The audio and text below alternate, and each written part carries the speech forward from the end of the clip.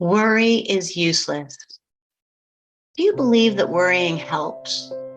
That it makes a difference in what happens to us or those we care about? Perhaps you learned that worrying was a sign of caring, love, or loyalty.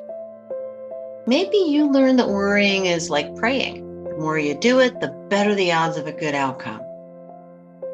The quantum field responds to our worry by bringing more of that same experience, worry, to us, an ongoing downward spiral. What if our worries are not helpful to us or those we care for and can even do more harm than good? Feeling compassion and taking action from compassionate feelings is not the same as worry. Worry is an ongoing dialogue of what ifs and if onlys in our minds, words, and action. A perpetual sense of dread and helplessness from rehashing ideas and unhelpful scenarios in our minds and hearts that creates negative energy for us and those we focus our worry upon. Worry is not love. In fact, it's impossible to feel love and worry at the same time. If we want to ease our own pain and the pain of those we care for, our greatest gift is our love and knowing that everything is working out for the highest good, theirs and ours.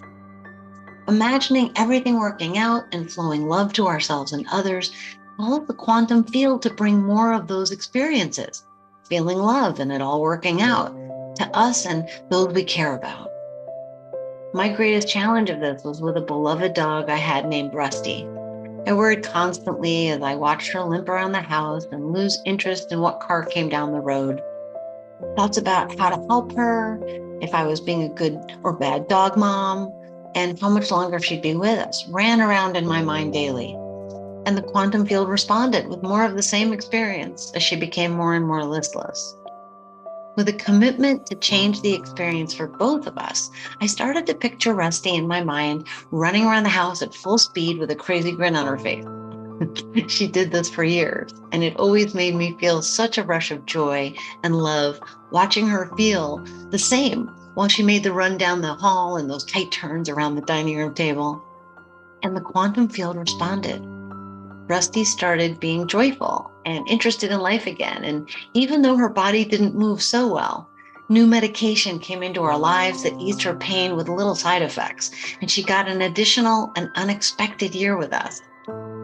Worry just brings more worry. Love and compassion bring a loving and compassionate experience into our lives. Peace and joy bring more peace and joy. It's the law of the quantum field. Are you willing to trade in your worry for something that feels better today?